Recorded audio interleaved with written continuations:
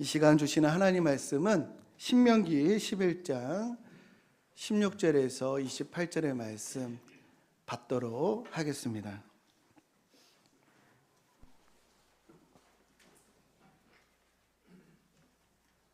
너희는 스스로 삼가라. 두렵건대 마음에 미혹하여 돌이켜 다른 신들을 섬기며 그것에게 절함으로 여호와께서 너희에게 진노하사 하늘을 닫아 비를 내리지 아니하여 땅이 소산을 내지 않게 하심으로 너희가 여호와께서 주신 아름다운 땅에서 속히 멸망할까 하노라. 이러므로 너희는 나의 이 말을 너희의 마음과 뜻에 두고 또 그것을 너희의 손목에 매어 기호를 삼고 너희 미간에 붙여 표를 삼으며 또 그것을 너희의 자녀에게 가르치며 집에 앉아있을 때든지 길을 갈 때든지 누워있을 때든지 일어날 때든지 이 말씀을 강론하고 또 내 집 문설주와 바깥문에 기록하라. 그리하면 여호와께서 너희 조상들에게 주리라고 맹세하신 땅에서 너희의 날과 너희의 자녀의 날이 많아서 하늘이 땅을 덮는 날과 같으리라. 너희가 만일 내가 너희에게 명하는 이 모든 명령을 잘 지켜 행하여 너희의 하나님 여호와를 사랑하고 그의 모든 도를 행하여 그에게 의지하면 여호와께서 그 모든 나라 백성을 너희 앞에서 다 쫓아내실 것이라. 너희가 너희보다 강대한 나라들을 차지할 것인즉 너희의 발바닥으로 밟는 곳은 다 너희의 소유가 되리니 너희의 경계는 곧 광야에서부터 레바논까지와 유브라데 강에서부터 서해까지라. 너희의 하나님 여호와께서 너희에게 말씀하신 대로 너희가 밟는 모든 땅 사람들에게 너희를 두려워하고 무서워하게 하시리니 너희를 능히 당할 사람이 없으리라.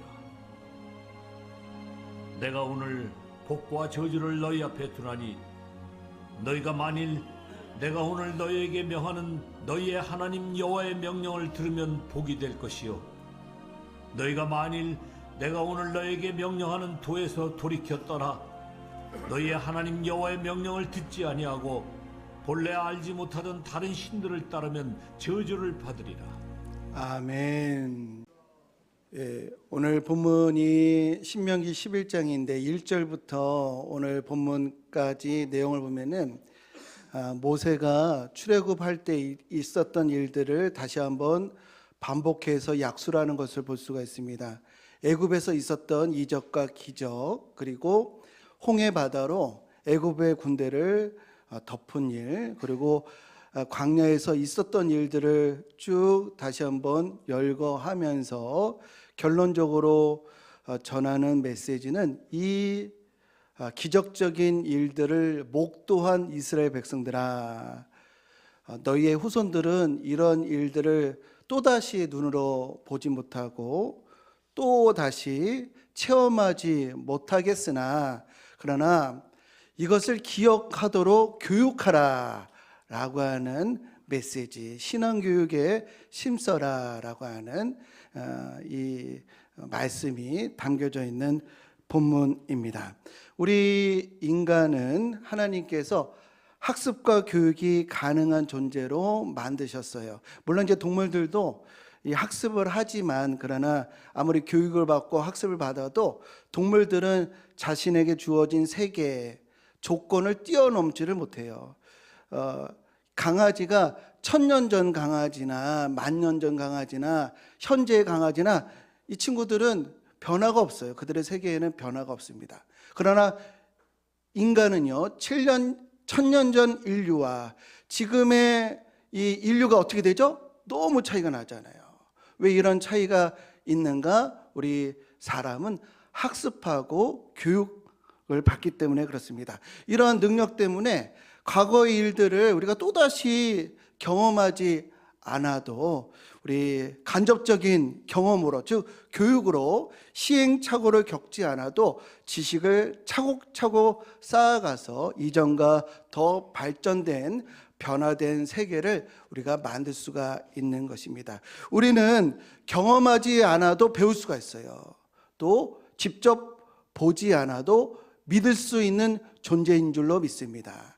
그래서요, 우리들뿐만 아니라 우리 자녀들 성경에 있는 이적과 기사를 또 보고 체험하는 것은 아니지만 이것을 신앙 가정 교육을 통해서 성경의 내용들을 가르쳐서 하나님의 성품이 어떠한지, 인간의 상태가 또한 어떠한지를 깊이 깨달아서 진리를 택하도록 하라라고 하는 명령이 오늘 담겨져 있다는 것을 기억하시기를 축복합니다.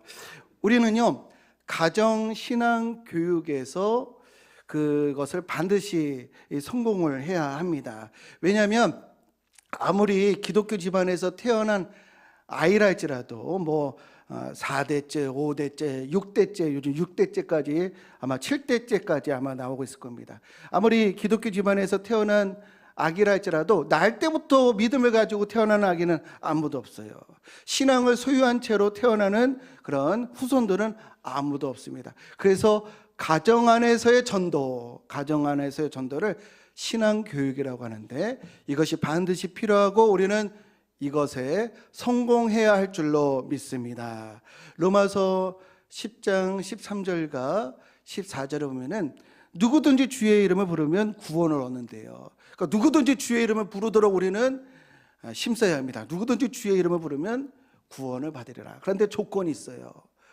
14절에 그런즉 그들이 믿지 아니하는 일을 어찌 부르리요. 믿어야 부를 수가 있고 또 믿음이 생기려면 듣지 못한 일을 어찌 믿으리요. 전파하는 자가 없이 어찌 들으리요. 제가 번호를 매겼는데요, 1번부터 결국 4번이 이루어질 수 있다는 거예요. 전파하는 자가 있어야 듣고, 2번 들어야, 믿음은 들음에서 나니까 들어야 믿음이 있고, 믿어야 주의 이름을 불러서 구원받지 않겠느냐라는 거예요.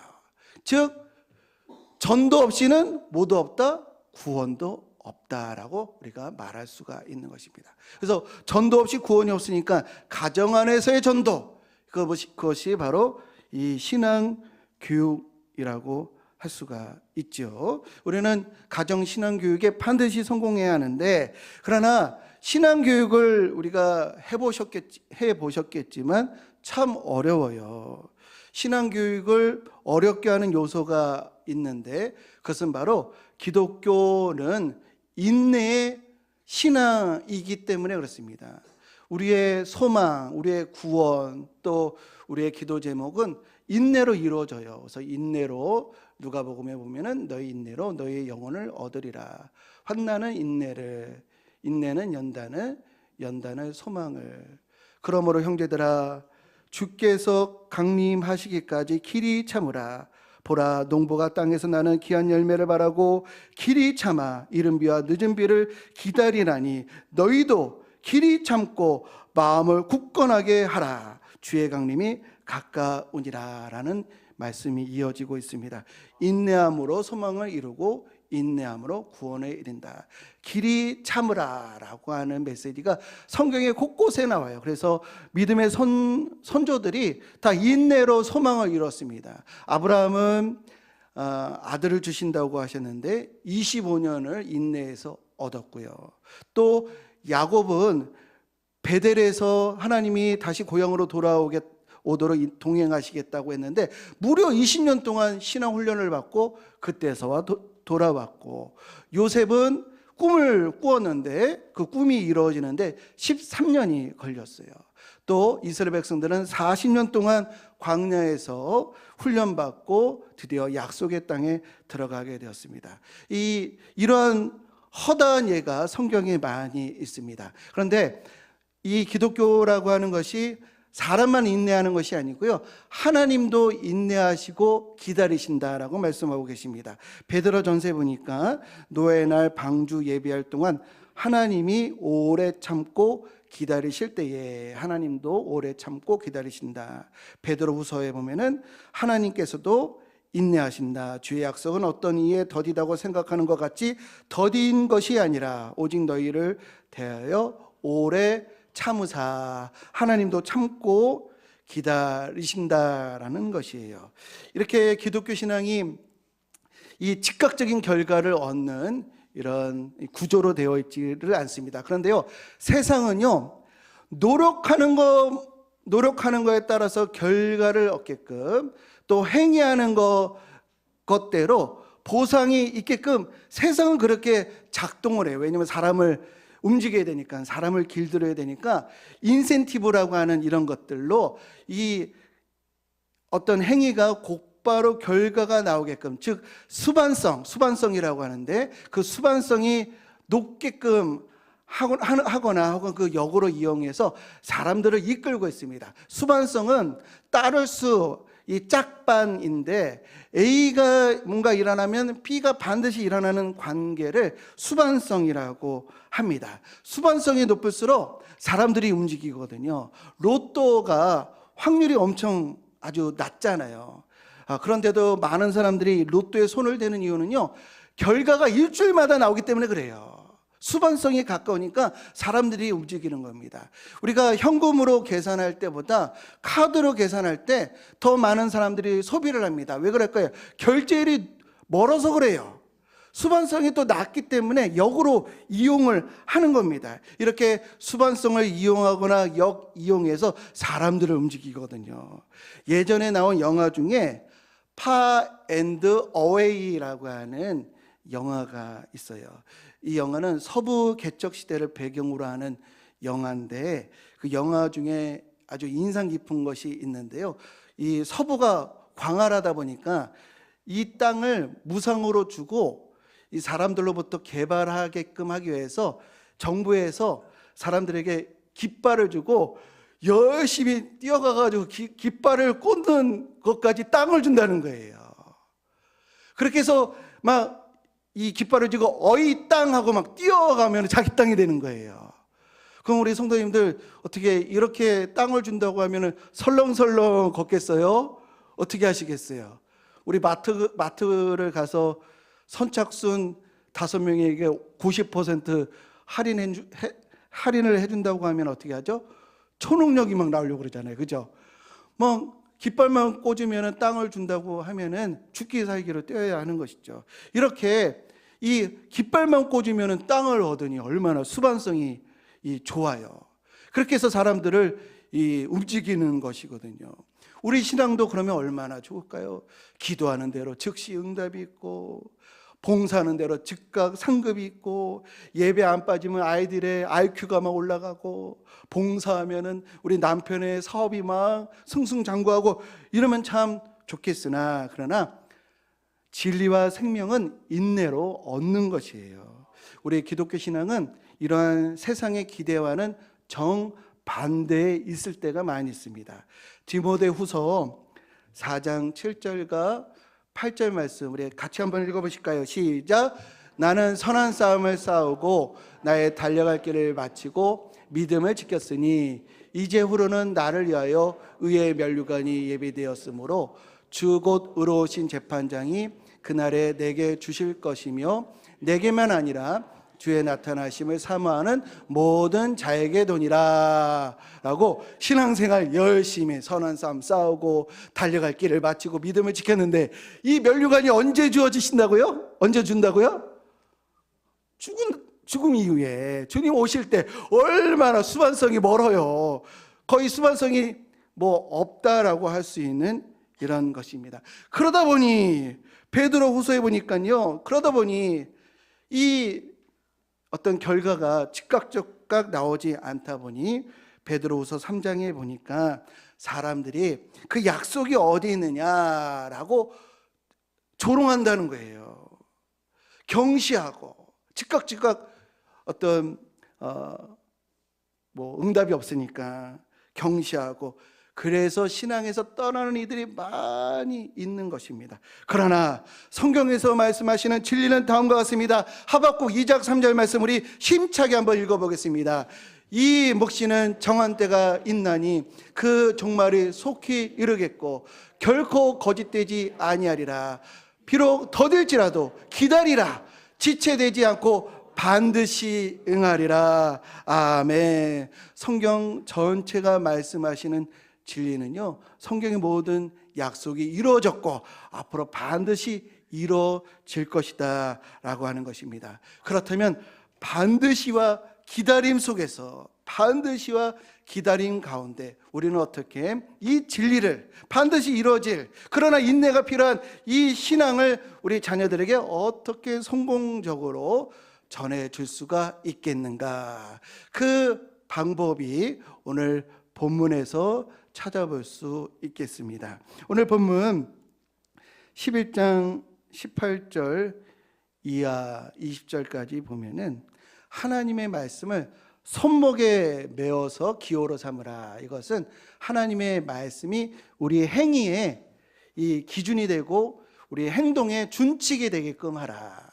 또 하나님 말씀은 미간에 표를 붙이라라고 하는 것은 강시처럼 부족을 붙이라는 것이 아니고요, 우리의 지성, 우리의 언어, 우리의 판단이 하나님 말씀의 조명 아래 있도록 하라. 그리고 집에 앉았을 때든지 길을 갈 때든지 누워 있을 때든지 일어날 때든지 이 말씀을 강론하고 문설주에 기록하라. 이것은 부지런히 가르치라는 거예요. 그리고 집안의 운영 원리, 우리 가정을 경영하는 원리가 하나님 말씀 되게끔 하라. 한마디로 부지런히 가르치라는 거예요. 이거 뭐 폭죽처럼 기분 좋을 때, 뭐 은혜 받았을 때 그 잠시 신앙적인 교육을 하라는 것이 아니고 하늘의 별처럼 지속적으로 하나님 말씀을 전하라. 그래서 우리가 차를 타고 갈 때든지 이 걸음 사이에서 또 풍경을 보면서 하나님의 창조의 손길을 우리가 이 부지런히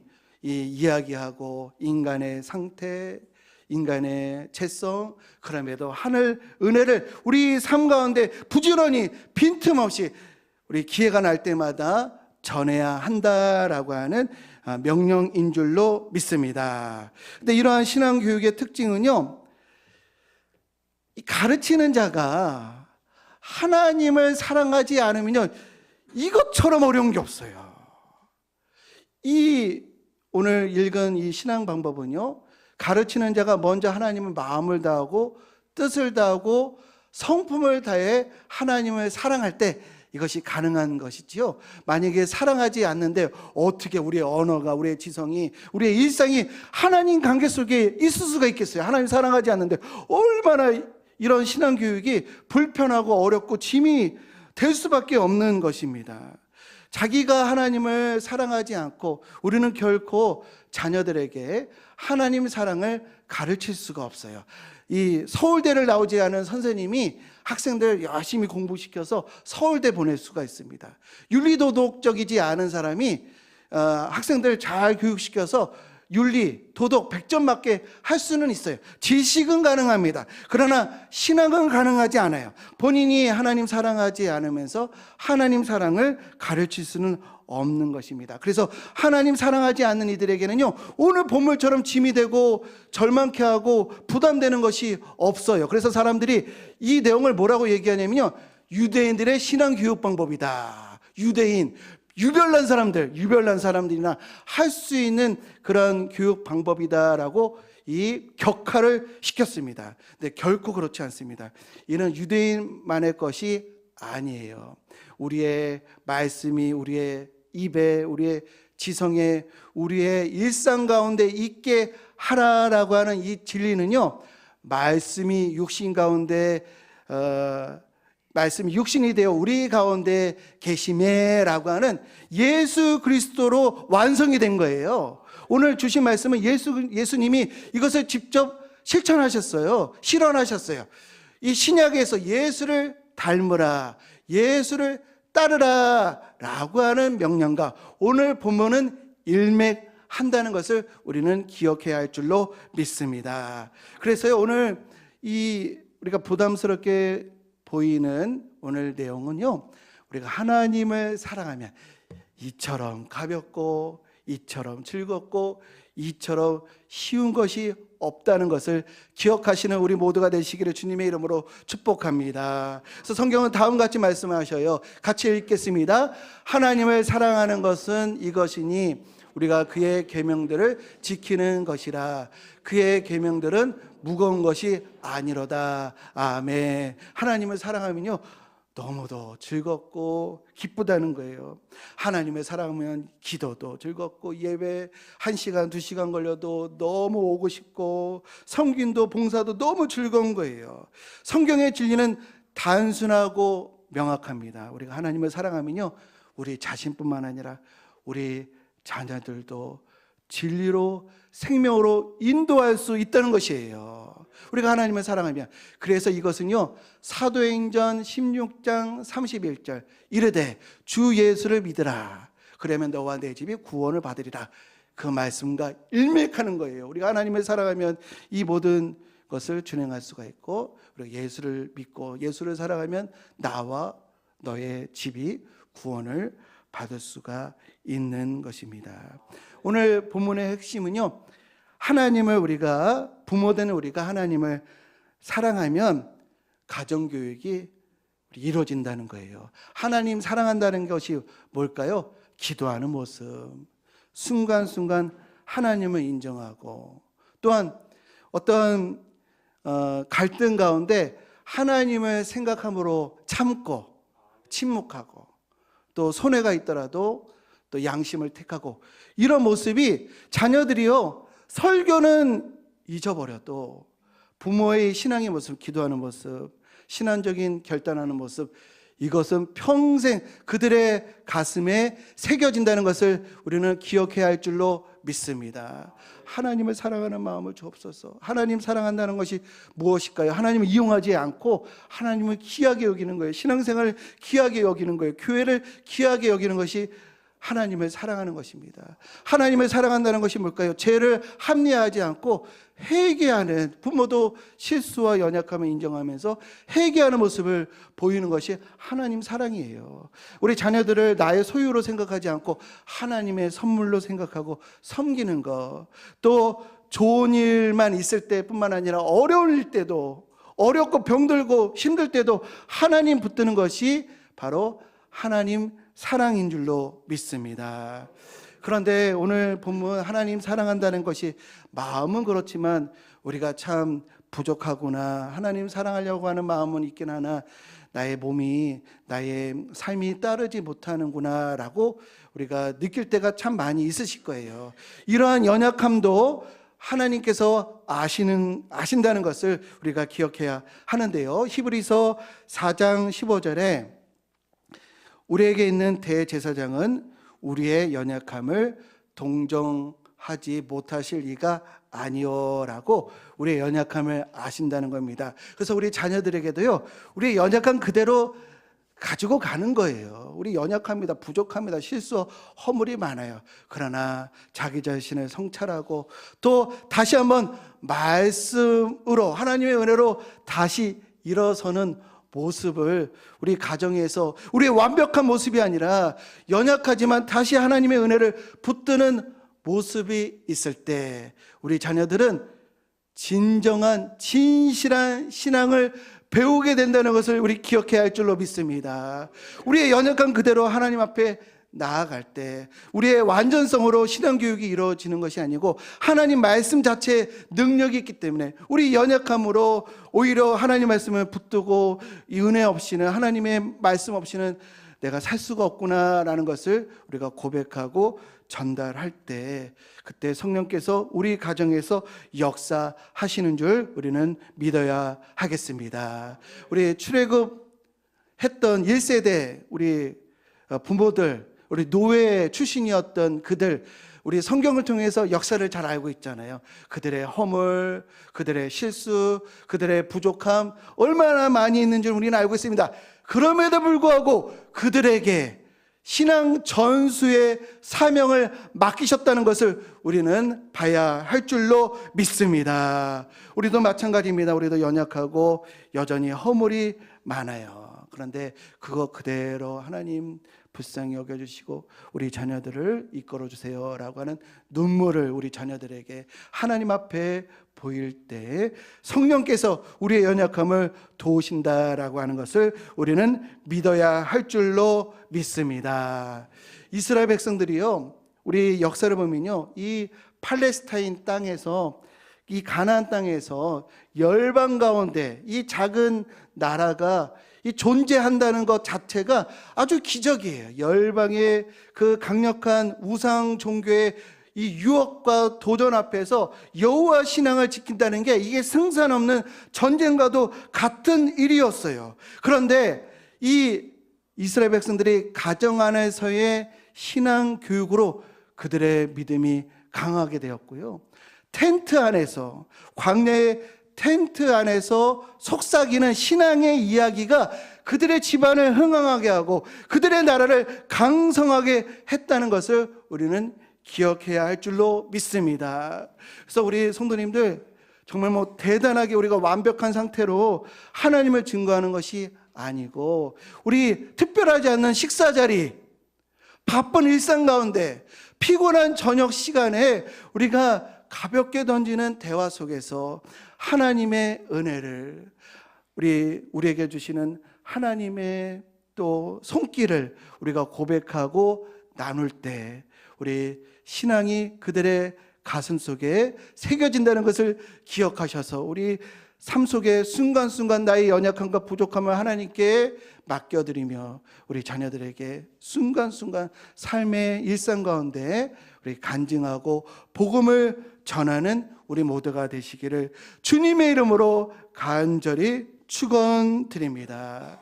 우리의 연약함을 가지고 다시 일어나 하나님 우리 자녀들을 붙들어 주옵소서.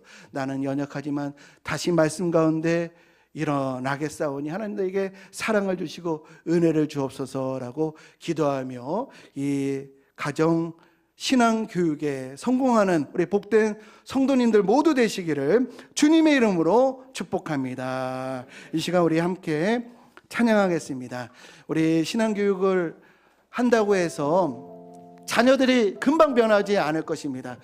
하나님께서도 우리를 보시고 인내하신다고 하셨으니 우리 이 한 올의 실들이 참 보잘것없지만 그것이 쌓이면은 우리 전체를 둘러 쌓는 천이 될 수 있듯이 우리 인내함으로 끊임없이 우리 자녀들에게 기도하고 또 말씀을 증거하는 우리 모두가 되시기를 주님의 이름으로 축복합니다. 오늘 이 찬양은요, 다시 일어나서 주님의 은혜를 구합니다. 다시 내가 말씀에 순종하겠습니다. 다시 주님 앞에 서겠습니다 라고 하는 의미가 담겨져 있는 찬양입니다. 우리 함께 우리 고백하겠습니다.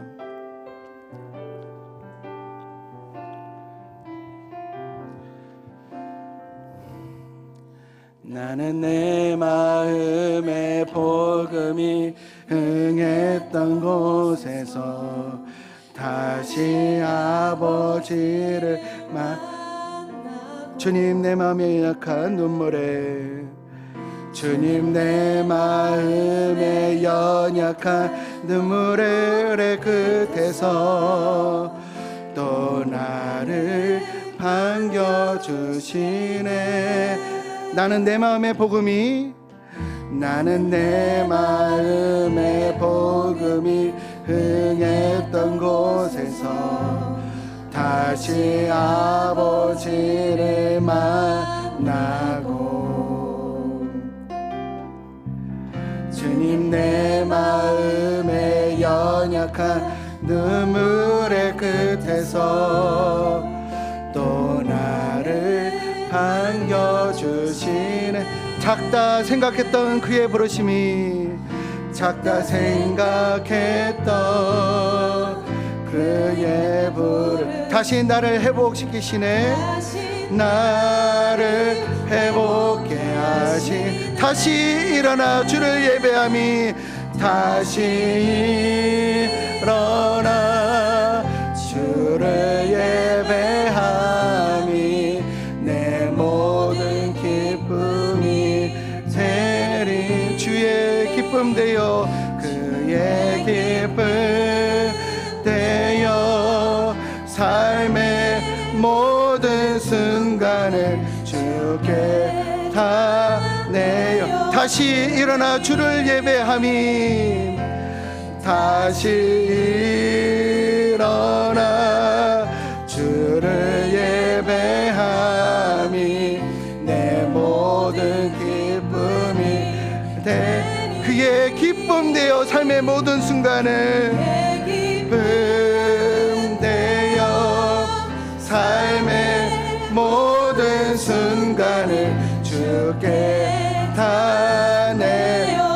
나는 내 마음에 복음이 흥했던 곳에서 나는 내 마음에 복음이 흥해 다시 아버지를 만나고 다시 아버지를 만나고 주님 내 마음에 연약한 눈물의 끝에 내 마음에 연약한 눈물의 끝에서 또 나를 반겨주시네 반겨주신 나는 내 마음에 복음이 흥했던 곳에서 나는 내 마음에 복음이 흥해 다시 주님 만나 주옵소서 아버지를 나는 연약하나 주님 붙들어 주옵소서 주님 내 마음에 연약한 눈물의 끝에서 또 나를 반겨주신 작다 생각했던 그의 부르심이 작다 생각했던 그의 부르심 나를 다시 회복시키시네 를 회복해 다시 일어나 다시 주여 주의 말씀을 순종하며 다시 주의 백성들로 나아가기를 소망합니다 내 모든 기쁨이 주님의 기쁨 되는 삶으로 나아가길 원합니다 되어 삶의 모든 순간을 주께 다시 일어나 우리 함께 일어나셔서 찬양하겠습니다 다시 일어나 주를 예배하니 내 모든 기쁨이 주여 우리의 삶을 붙들어 주옵소서 되어 삶의 모든 순간을 주께 다내 다시 일어나 주님 앞에 섭니다 다시 일어나 주를 예배하니 내 모든 기쁨이 되리 그의 기쁨 되어 나의 모든 순간에 주께 우리 다시 한번 주님 붙들어 주옵소서 다시 일어나 다시 일어나 주를 예배하니 내 모든 기쁨이 그의 기쁨 되어 삶의 모든 순간을 기쁨 되어 삶의 모든 순간을 주께 다 내어 드릴 이 시간에 하나님을 사랑하여 우리 나와 우리 가정들을 주님께로 인도하고 하나님을 사랑하여 이 세상을 넉넉히 이기는 저희들 될 수 있도록 주여 인도하여 주옵소서. 우리 주의 이름 부르며 함께 기도하겠습니다. 주여 하나님 우리 성도들에게 은혜를 주시고 하나님의 사랑으로 채워 주옵소서. 우리가 하나님을 사랑할 때 나와 우리 자녀들을 주님의 품으로 인도할 수 있게 되는 줄로 믿습니다. 우리의 연약함을 주님께로 올려드립니다. 다시 일어나게 하여 주옵소서. 다시 얘기합니다. 다시 말씀을 붙듭니다. 다시 주님의 보좌 앞에 나아갑니다. 다시 주님의 이름을 부릅니다. 우리가 첫사랑을 다시 한번 기억합니다. 주님의 말씀을 듣고 눈물 흘렸던 때를 다시 한번 기억합니다. 주님께서 우리에게 자녀를 주셨을 때 그 기쁨을 다시 한번 우리가 찬양합니다. 우리 부모의 사랑을 다시 한번 고백합니다. 하나님 우리에게 좋은 신앙 공동체 주신 것을 다시 한번 감사를 드립니다. 다시 주님 앞에 은혜를 구합니다. 우리에게 은혜를 주시고 주의 사랑으로 하나님 가득 채워주셔서 하나님 우리 자녀들을 생명의 길로 진리의 길로 인도하게 하여 주옵소서. 우리 일상의 모든 순간 속에서 하나님을 기억하며 살아가는 거룩한 통로 되게 하여 주옵소서. 하나님, 우리 성도들 한 명 한 명 붙들어 주시고 그 마음속에 찾아와 주셔서 내가 말씀에 귀 기울이겠습니다. 하나님, 우리 반드시 하나님의 때가 오게 될 텐데 그때 하나님 아버지 그들을 하나님 구원의 길로 인도하는 사명을 우리 부모에게 맡겼는데 하나님, 이 사명 내가 감당하여서 우리 자녀들 한 명도 놓치지 아니하고 하나님의 자녀 만들겠습니다라고 결단하는 저희 모두가 될 수 있도록 인도하여 주옵소서. 이제는 우리 주 예수 그리스도의 은혜와 하나님 아버지의 지극하신 사랑하심과 성령님의 교통하심이 하나님을 사랑하여 인내로 믿음을 지키고 그 믿음을 다음 세대에 전하리라 결단하는 우리 모든 성도들 머리 위에, 그 가정 위에 이제부터 영원토록 함께 하시기를 간절히 축원하옵나이다. 아멘.